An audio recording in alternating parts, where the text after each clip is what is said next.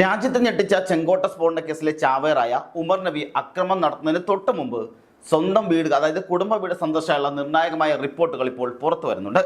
ഡൽഹി സ്ഫോടനത്തിന് ഒരാഴ്ച മുമ്പാണ് ജമ്മു കാശ്മീരിലെ പുൽവാമയിലുള്ള കുടുംബ വീട്ടിൽ ഉമർ എത്തിയിരുന്നത്.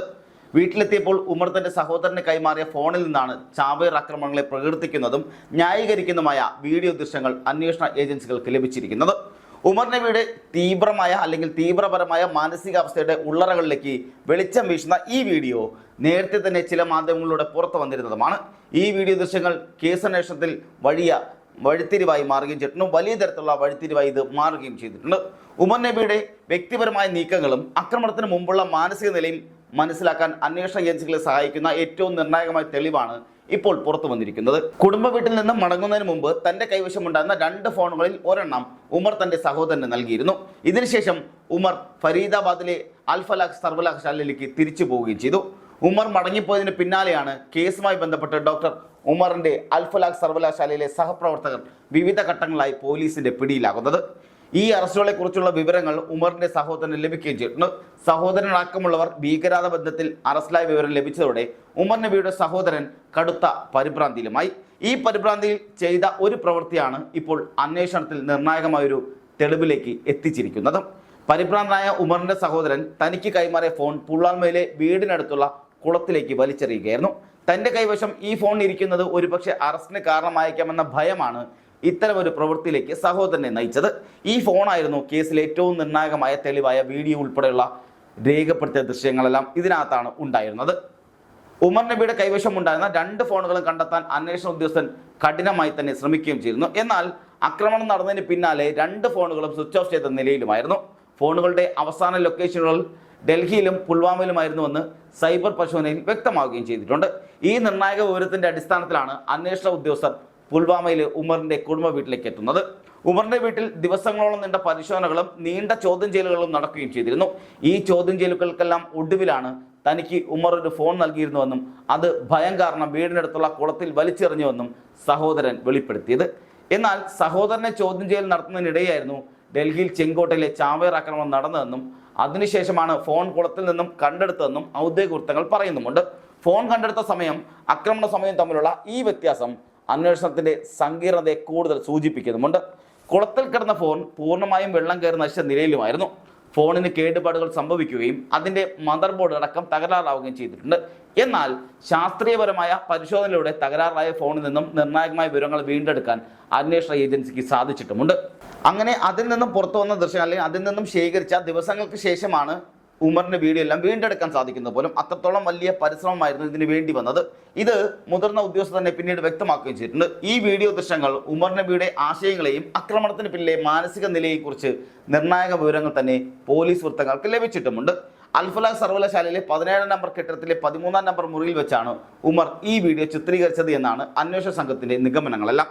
വീഡിയോയുടെ ഉള്ളടക്കം ചാവേർ ആക്രമണത്തിന്റെ ന്യായീകരണം തന്നെയാണ്. ആക്രമണത്തിന് മുമ്പ് റെക്കോർഡ് ചെയ്തെന്ന് കരുതുന്ന ഈ വീഡിയോ അതിലെ ദൃശ്യങ്ങളെല്ലാം ഉമർ നബി ചാവേർ ആക്രമണത്തെക്കുറിച്ച് ന്യായീകരിച്ച് സംസാരിക്കുന്നുമുണ്ട്. കൂട്ടക്കൊലയ്ക്ക് തയ്യാറെടുക്കുന്ന ഒരു പ്രതിയുടെ മനസ്സിലെ തീവ്രമായ മാനസികാവസ്ഥയുടെ ഒരു വ്യക്തമായ രൂപരേഖയാണ് ഈ വീഡിയോ നൽകുന്നതെന്ന് അന്വേഷണ വൃത്തങ്ങൾ വിലയിരുത്തുന്നുമുണ്ട്. ഒരു ചാവേർ ആക്രമണക്കാരുടെ മനസ്സ് എങ്ങനെയാണ് പ്രവർത്തിക്കുന്നത്, അതിനുള്ള ആശയങ്ങൾ എന്തെല്ലാമാണ് എന്നതിനെക്കുറിച്ചുള്ള ഈ വീഡിയോ കൃത്യമായ ഉൾക്കാഴ്ച നൽകുകയും ചെയ്യുന്നുണ്ട്. വീഡിയോയുടെ ദൃശ്യങ്ങളെയും ശബ്ദങ്ങളെയും കുറിച്ചുള്ള വിവരങ്ങൾ അതിൻ്റെ അസ്വസ്ഥത അത്രത്തോളം വർദ്ധിപ്പിക്കുന്നുമുണ്ട്. പിറുപിറുക്കുന്ന ശബ്ദം, അതുപോലെ തുളച്ചു കയറുന്ന നോട്ടം, അതുപോലെ തന്നെ ചുറ്റുപാടുകളെക്കുറിച്ച് ഒരു സൂചനയും നൽകാത്ത ഇടുങ്ങിയ ഫ്രെയിം എന്നിങ്ങനെ ആകെ അസ്വസ്ഥത സൃഷ്ടിക്കുന്ന ഒന്നാണ് ഉമർ നബിയുടെ വീഡിയോയിലുള്ളത്. റെക്കോർഡിംഗ് രീതിയില്ലാത്ത ഈ വീഡിയോ നവംബർ 10 ചെങ്കോട്ടയിൽ 15 പേരുടെ മരണത്തിനിടയാക്കിയ സ്ഫോടനം നടക്കുന്നതിന് ദിവസങ്ങൾ അല്ലെങ്കിൽ ആഴ്ചകൾക്ക് മുമ്പ് പകർത്തിയതായിരിക്കാമെന്നാണ് സുരക്ഷാ ഏജൻസികൾ പറയുന്നത്. ഒരു ചാവേർ ബോംബറുടെ മനസ്സിന്റെ ബ്ലൂ പ്രിന്റാണിതെന്നും സുരക്ഷാ ഏജൻസികൾ വിശകലനം ചെയ്യുന്നുണ്ട്.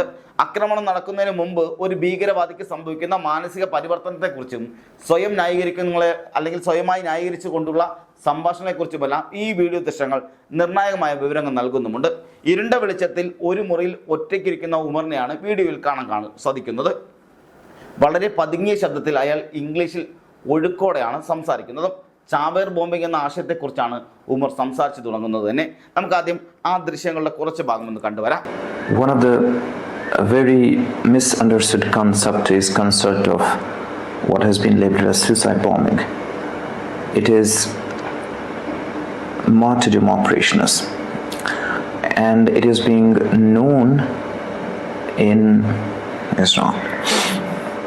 There are multiple contraindications, there are multiple arguments that have been brought against it.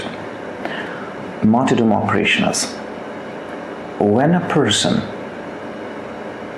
presumes that he is going for sure die at a particular place at a particular time,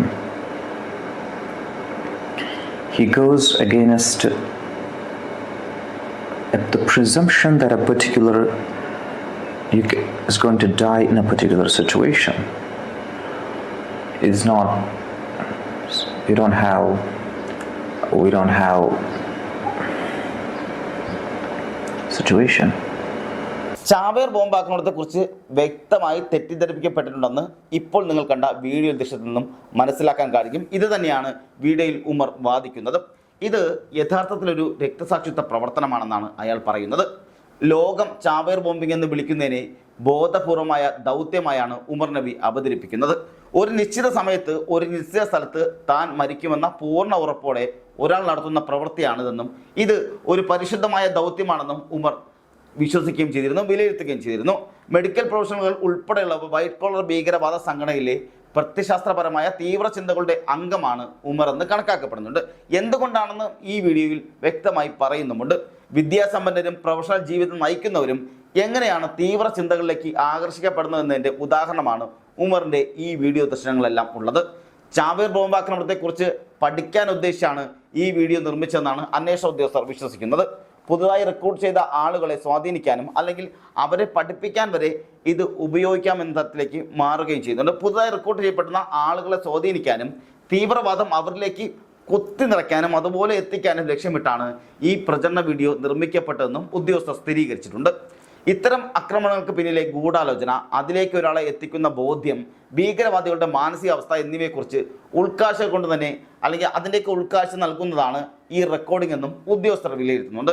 ചാവേർ ആക്രമണത്തോടുള്ള എതിർപ്പുകളെ തെറ്റിദ്ധാരണകളാക്കി ഉമർ ചിത്രീകരിക്കുകയും, അതായത് അവരെയൊക്കെ ഈ ചാവേർ ആക്രമണത്തിൻ്റെ എല്ലാ എതിർപ്പുകളും തെറ്റിദ്ധാരണപരമാണെന്നാണ് ഉമർ ചിത്രീകരിക്കുകയും ചെയ്തിരിക്കുന്നത്. ഇത്തരം ഭീകരവാദ പ്രവർത്തനങ്ങളെ ന്യായീകരിക്കാൻ തീവ്രവാദ സംഘടനകൾ നടത്തുന്ന സൈദ്ധാന്തിക ശ്രമങ്ങളുടെ ഒരു ഉദാഹരണം കൂടിയാണ് ഈ വീഡിയോ എന്നുകൂടി നാം മനസ്സിലാക്കണം. ഭീകരവാദത്തിൻ്റെ ആശയങ്ങളെ ചോദ്യം ചെയ്യുന്നവർക്ക് മറുപടി നൽകുന്ന രീതിയിലാണ് ഈ വീഡിയോയുടെ അവതരണങ്ങളെല്ലാം ഉണ്ടായിരിക്കുന്നത്. ചെങ്കോട്ട സ്ഫോടന കേസുമായി ബന്ധപ്പെട്ട് കശ്മീരി സ്വദേശിയായ ഒരാളെ കൂടി NIA തിങ്കളാഴ്ച അറസ്റ്റ് ചെയ്യുകയും ചെയ്തിട്ടുണ്ട്. ഈ അറസ്റ്റും വീഡിയോയുടെ കണ്ടെത്തലും കേസിൻ്റെ വ്യാപ്തി വർദ്ധിപ്പിക്കുന്നുമുണ്ട്.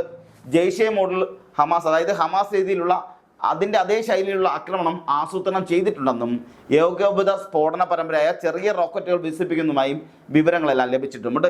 ഈ വിവരങ്ങൾ രാജ്യത്തെ സുരക്ഷാ ഏജൻസികൾക്ക് വലിയ ഭീഷണിയാണ് ഉയർത്തുന്നത്. അതായത് വലിയ സ്ഫോടന പരമ്പരയ്ക്കായി ചെറിയ റോക്കറ്റുകൾ പോലും ഇവർ വികസിപ്പിക്കുന്ന വിവരം പോലും ലഭിച്ചിട്ടുണ്ടെന്നാണ് ഏജൻസികൾ തന്നെ പറയുന്നത്. ഈ വിവരങ്ങളെല്ലാം ഏജൻസികൾക്ക് വലിയ ഭീഷണിയാണ് ഉയർത്തുന്നത്. അതീവ രഹസ്യ സ്വഭാവമുള്ള ഈ വിവരങ്ങൾ അതനുസരിച്ച് സുരക്ഷാ ഏജൻസികൾ ഈ ഭീകരവാദത്തെ അല്ലെങ്കിൽ ഭീകരവാദ മോഡലുകൾക്കെതിരെ ശക്തമായ അന്വേഷണം ആരംഭിച്ചിട്ടുമുണ്ട്. ഉമർ നബിയുടെ വീഡിയോ ദൃശ്യങ്ങൾ നൽകുന്ന വിവരങ്ങൾ അനുസരിച്ച് കേവലം ഒരു സ്ഫോടനത്തിൻ്റെ വിശദാംശങ്ങൾക്കെല്ലാം അപ്പുറം രാജ്യത്തിൻ്റെ സുരക്ഷയ്ക്ക് ഭീഷണി ഉയർത്തുന്ന ആഴത്തിലുള്ള പ്രത്യശാസ്ത്രപരമായ തീവ്രവാദത്തിൻ്റെ സാന്നിധ്യമാണ് വെളിപ്പെടുത്തുന്നത്. വിദ്യാസമ്പന്നരായ ചെറുപ്പക്കാരെ പോലും സ്വാധീനിക്കാനും അവരെ ചാവേറുകളാക്കി മാറ്റാനും കഴിവുള്ള ഒരു വലിയ ശൃംഖലയുടെ പ്രവർത്തന രീതികളാണ് ഈ വീഡിയോയിലൂടെ പുറത്തു വരുന്നതെല്ലാം. അതുകൊണ്ട് തന്നെ ഈ കേസിലെ ഓരോ അറസ്റ്റും വിവരശേഖരണങ്ങളുമെല്ലാം അതീവ പ്രാധാന്യം അർഹിക്കുന്നതാണ്. രാജ്യത്ത് നടക്കുന്ന ഇത്തരത്തിലുള്ള ഒരു ഭീകരവാദത്തിനും ഇന്ത്യ മഹാരാജ്യം അങ്ങനെ ആരുടെ മുന്നിലും അടിയറവ് വെക്കില്ല എന്നുള്ള ഒരു മുന്നറിയിപ്പ് കൂടിയാണ്. ഒരിക്കലും ഇന്ത്യ മഹാരാജ്യം അതിനെ ആര് ഭരിച്ചാലും, നരേന്ദ്രമോദി മുതൽ അങ്ങോട്ട്, ഇതിനു മുന്നേ ഭരിച്ച ആര് വേണോ ആയിക്കോട്ടെ, അതിനു മുന്നിൽ ഈ പറഞ്ഞ വാജ്പേയിയോ അല്ലെങ്കിൽ ഇന്ദിരാഗാന്ധിയോ ജവഹർലാൽ നെഹ്റു മുതൽ ഇങ്ങോട്ട് എടുക്കുമ്പോൾ അതിൽ ആരൊക്കെ ഭരിച്ചിരുന്നാലും ഇനി ആരൊക്കെ ഭരിച്ചാലും ഇന്ത്യ മഹാരാജ്യം ഒരു ഭീകരവാദ ആക്രമണത്തിനും ഒരു തീവ്രവാദ ആക്രമണത്തിനും മുന്നിലും മുട്ടുമടക്കില്ല എന്ന് തന്നെയാണ് എപ്പോഴും ആവർത്തിച്ച് പറഞ്ഞുകൊണ്ടിരിക്കുന്നത്. ഇനിയും അതേ നിലപാട് തന്നെ ഇന്ത്യ മഹാരാജ്യം പൂർണ്ണ ശക്തമായി നിൽക്കുമെന്ന കാര്യത്തിൽ യാതൊരു സംശയവും ആർക്കും ഉണ്ടാകേണ്ടതില്ല. കാരണം നമ്മൾ എല്ലാവരും ഇന്ത്യക്കാർ തന്നെയാണ്. അതുകൊണ്ട് തന്നെ നാം ഓരോരുത്തരും നമ്മുടെ രാജ്യത്തിന് വേണ്ടി നിലകൊള്ളുന്നിടത്തോളം കാലം നമ്മുടെ ഒരാൾക്കും കീഴ്പ്പെടുത്താനോ അകപ്പെടുത്താനോ സാധിക്കില്ല എന്നതുകൂടി നാം ഇവിടെ മനസ്സിലാക്കേണ്ടിയിരിക്കുന്നു.